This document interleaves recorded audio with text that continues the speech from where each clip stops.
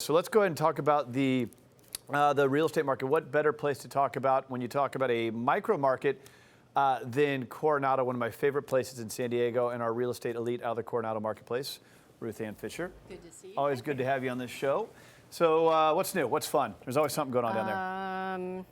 Well, the Schools Foundation is having a big dinner auction, which is a Mardi Gras type Monte Carlo night, big fundraiser, which helps support our schools. So that's coming up. And then we're gearing up for the winter season, the whole Christmas holiday, lighting of trees, all that good stuff. Oh, it's always cool at this time of year. Yep. What about the toll booth? What do you do in the toll booth? I just learned something during the commercial break from you. It's not 100%, but one of the things they're talking about doing is taking the toll booth and taking it back to a retro design.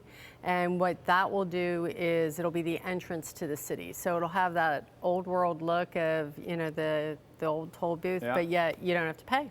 Well, they do these things in Gaslamp. They're trying to do one in East Village right now, create the signage. So it only makes sense that they would have one in Coronado. Yeah. I'm always interested in the stats, right? Because in Coronado, you think you have these multi-million-dollar properties, which obviously you do, but you also have some things that are very affordable. So last time you came on, you shared with us what was going on.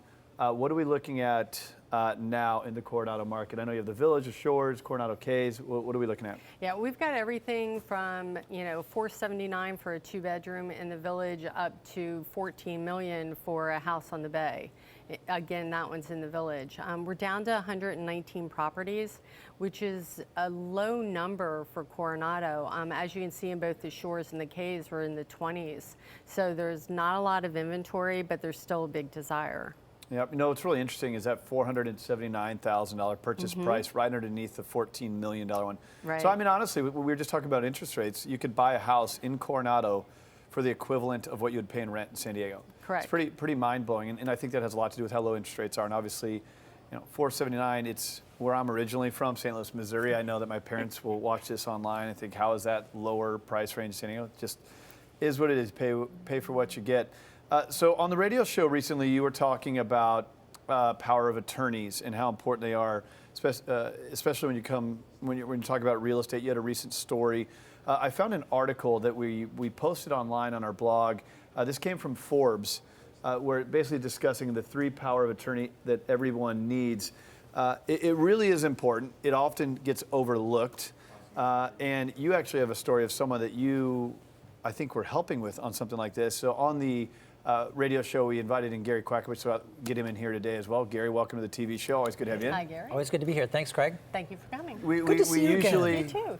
We usually hear from GQ on Financial Fridays on KCBQ. He's also on K-Praise and everywhere. The guy's everywhere, helping estate plan, tax plan.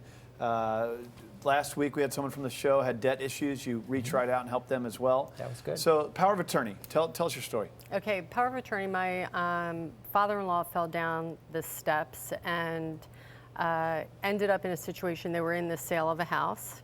He was not able to sign anymore. I assumed they had a power of attorney because they had the will and other documentation together, but they didn't have one. And what that created and the havoc that it created when you're already in a tough situation was something I was surprised by. And then when I was talking to other clients, I was surprised to hear they didn't have power of attorneys either. So that was something I thought that Gary could expand on. So educate us, Gary. Power of attorney, POA. Well, power of attorney, you're actually giving somebody authority to act in your behalf. And it can be a general power of attorney where they can do anything. Like if you did I could give Ruth Ann a general power of attorney. She could sign my house. She could go get debt for me. She could buy a car for me. And with a power of attorney, you do it so that the person that's on title, like in Ruth Ann's case, her dad doesn't have to actually be there signing documents. You can have a power of attorney go for you. Now, what was the story of the gal? We've talked about this before, and I'm drawing a blank, but the gal... Terry Schiavo? Terry Schiavo. Now, that was a California story. Correct. Right? Right. So, tragic story. Healthcare. She was on life support. Life support, right? And the issue was that she hadn't... In California, there's a couple different kinds of power of attorneys, but the one is the healthcare power of attorney where you're trying to decide what you want, like as your end-of-life decision. So if you're trying to decide do I want to be on life support or not, that's part of a healthcare power of attorney.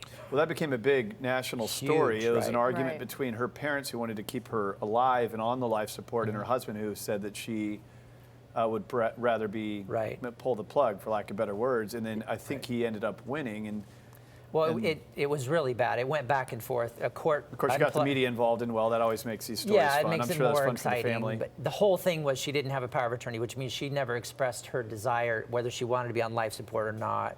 So her family said take her off.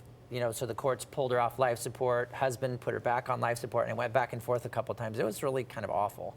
Yep. But the financial power of attorneys, like Ruth Ann's talking about, people just don't have those. And yet you're thinking, you know, in California, if there's two people on title, you have to have two people signing documents, and one becomes incapacitated by a health issue or an accident or whatever, you now can't do anything because a living person that's disabled and legally incompetent needs to sign something, but they legally can't. Yep. So the power of attorneys are just, it's a big deal. People need to get them in order. Power of attorney, living will, trust, estate plan, all important. Gary does this stuff for us.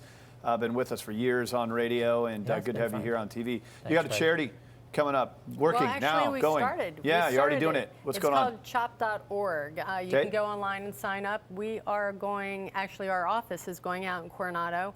We're picking all of the fruit on the fruit trees that normally falls to the ground and goes to waste, and we're donating it to the school for the schools program, having it delivered to the seniors, having it delivered to the San Diego Food Bank.